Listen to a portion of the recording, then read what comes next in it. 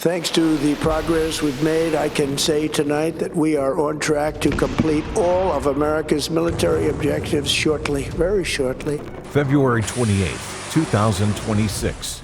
The United States went to war with Iran. No declaration, no drawn-out debate. One night, the bombs just started falling. U.S. and Israeli forces launched coordinated strikes across Iran, hitting nuclear facilities, military infrastructure, and senior leadership. Supreme Leader Ali Khamenei was killed in the opening hours. The war had a name: Operation Epic Fury. That was 4 weeks ago. Since then, U.S. forces have conducted more than 11,000 combat flights and struck over 11,000 targets inside Iran. Iran's Air Force is gone. Its Navy is shattered. Its missile stockpiles are burning. But here is the problem. Iran is still standing. The Strait of Hormuz, the narrow choke point through which 20% of the world's oil flows, is still closed. Iranian drones and missiles are still hitting U.S. bases across the region. 13 American service members are already dead. Over 200 more have been wounded. And Washington is now making a decision that changes the entire shape of this war. Nearly 10,000 more troops, Marines, paratroopers, amphibious assault ships, all are moving toward Iran. The air war is not enough anymore. America is preparing for the next phase, and nobody is saying out loud what that phase looks like. But if you pay attention to what is moving, where it is moving, and how fast, the picture becomes very clear, very fast. This is where things changed. The United States did not stumble into this war. It chose it. For years, Iran had been inching toward a nuclear weapon. Diplomacy had failed, sanctions had failed, warnings had failed. Then, in January 2026, Iranian security forces killed thousands of protesters in the streets during the largest uprising since the Iranian Revolution. Washington ran out of patience. On February 28th, U.S. and Israeli jets crossed into Iranian airspace simultaneously. The strikes were surgical in their targets and devastating in their effect. Khamenei was dead within hours. Iran's nuclear program was set back by years, and Iran's military, built over decades to deter exactly this kind of attack, began to crumble under the weight of continuous American air power. But Iran had one card left to play. On March 2nd, Iran closed the Strait of Hormuz. Not a threat, not a warning, a full closure. 150 freight ship oil tankers, cargo vessels, commercial freighters stalled in the water overnight. Oil prices blew past $100 a barrel. Global energy markets went into freefall. Iran had turned a military defeat into an economic weapon pointed at the entire world. Trump's response was immediate: reopen the strait, or we will obliterate your power grid. Iran did not reopen the strait, and that decision, that one act of defiance from a country whose military was already being dismantled from the sky, is what put 10,000 American troops on the move. Because Washington understood something in that moment. Air power alone was never going to end this. Iran was willing to absorb the bombs and keep the choke point closed indefinitely. That changed the calculation entirely. The scale of what U.S. air power has done to Iran in 4 weeks is almost without precedent.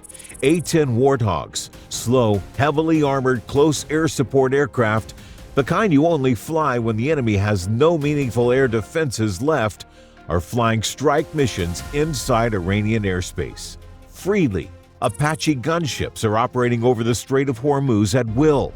That is not a small detail. You do not send low-flying, slow-moving platforms like those into a combat zone unless the skies are already yours. And the skies are already America's. Iran's command and control is shattered. Its top leadership is hiding in underground bunkers. Its mid-level commanders are being systematically hunted. The morale of Iranian fighters is collapsing. U.S. officials describe seeing that breakdown in real time every single day. On March 13th, the U.S. struck Kharg Island, Iran's most critical oil export hub, the facility that handles 90% of Iran's crude exports. Over 90 military targets were destroyed in a single raid.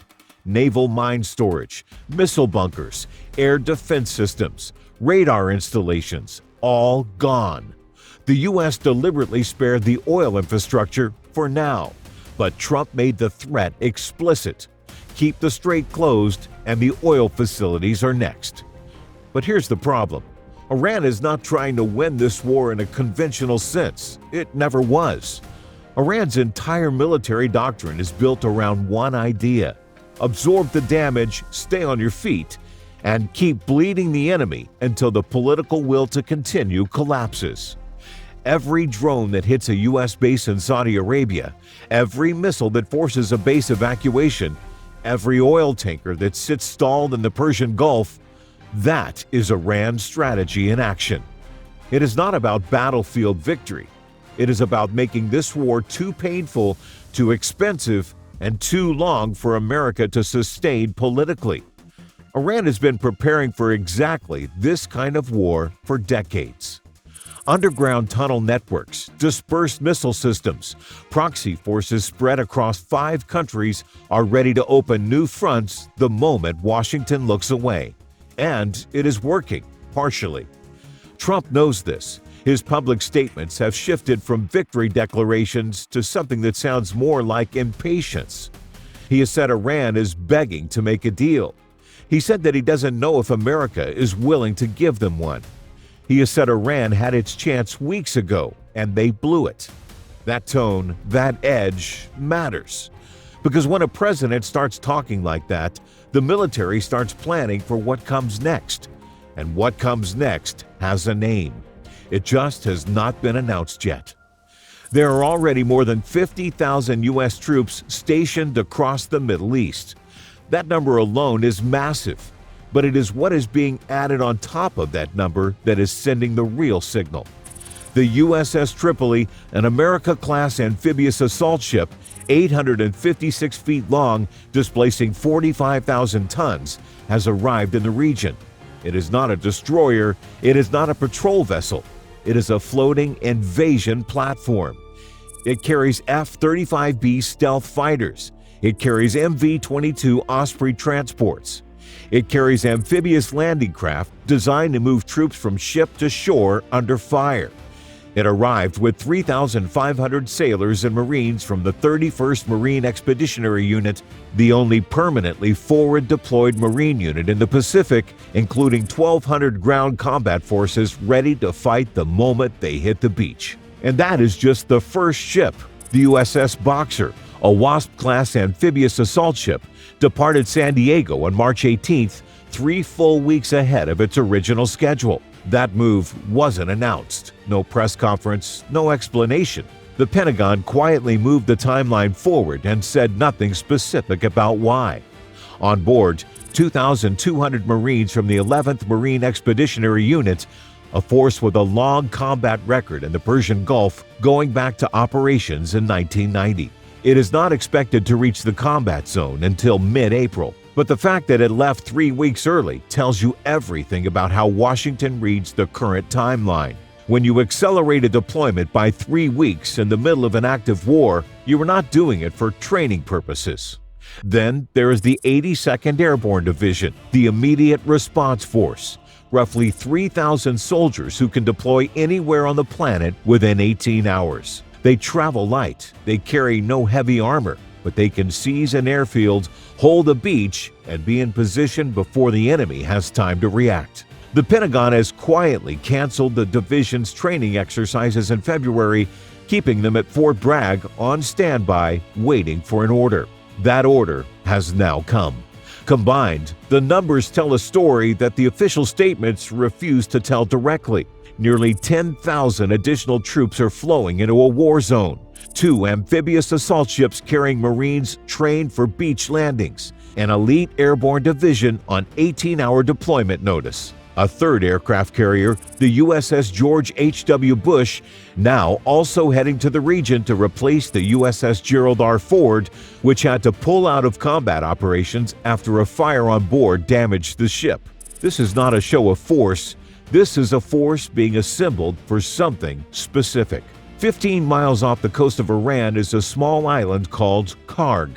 It is not much to look at from the outside, but it is the economic heart of the Iranian state. 90% of Iran's crude oil exports move through Kharg Island. Pipelines from Iran's largest oil and gas fields feed directly into it. Without Kharg, Iran cannot fund its military, cannot pay its proxies, cannot sustain its government. It is the one pressure point that no amount of ideological defiance can withstand for long. Cut off the revenue, and the entire structure of the Iranian regime begins to starve. The U.S. has already bombed it. 90 military targets were destroyed in a single day, but the oil infrastructure is still standing, still operational. Iranian tankers, mostly China-bound, are still loading there. Here is the question every military analyst in Washington is now asking. Why send amphibious assault ships, specifically designed for ship-to-shore ground operations, to a war zone where you've already established total air superiority, unless you're planning to put boots on the ground somewhere? Kharg Island is 15 miles from the Iranian mainland. U.S. bombardment has stripped most of its defenses, and the 31st Marine Expeditionary Unit, right now aboard the USS Tripoli, already in the region, is trained specifically for amphibious assault operations. The targets set that the U.S. destroyed on March 13th, runways, naval facilities, air defenses, and mine storage, reads less like a punishment strike and more like a preparation. You clear the defenses before you send in the ground forces. That is not speculation. That is how amphibious operations work. This is where things change.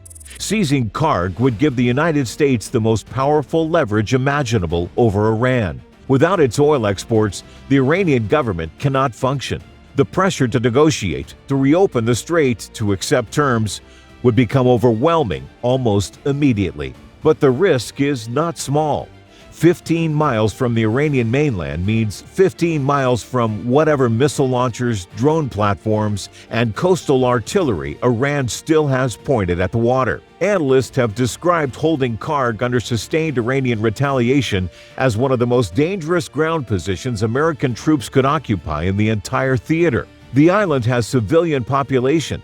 Supply lines would be exposed and constantly under threat. Iran's remaining drone fleet, its sea mines, and its coastal defense networks would all be oriented towards one objective: making that island untenable for American forces. And an occupation that starts as a pressure move can very quickly become a siege. Trump is sending two contradictory signals at once. He says Iran is begging to make a deal. He says America may or may not be willing to give them one. He says they should have made a deal weeks ago. At the same time, he is deploying Marines, paratroopers, and amphibious assault ships to the Persian Gulf. That contradiction is not an accident. It is strategic. Make Iran believe that ground invasion is coming. Make them feel the walls closing in. And hope that before the Marines actually hit the beach, Iran blinks. Secretary of State Marco Rubio has said the U.S. can meet its objectives without ground troops. But he also said Trump must be prepared for multiple contingencies. Defense Secretary Hegseth has said Iran does not have a functioning air force, its navy is at the bottom of the Persian Gulf, and its missile force is shrinking daily. He says America is destroying Iran's entire defense industrial base, the weapons factories, the production lines, the ability to rebuild. He says Iran cannot replace what it has lost, and yet the Marines are still sailing toward the Gulf. The deal window is open, but only barely. Trump extended his deadline for Iran to reopen the Strait of Hormuz to April 6th. That deadline is days away. Negotiations are happening through Pakistani mediators. Iran submitted a counterproposal. The U.S. rejected it.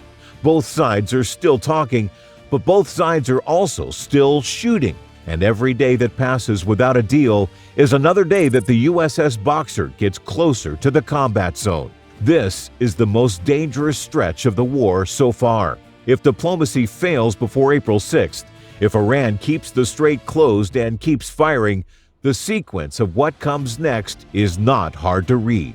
U.S. naval forces move to clear the strait by force.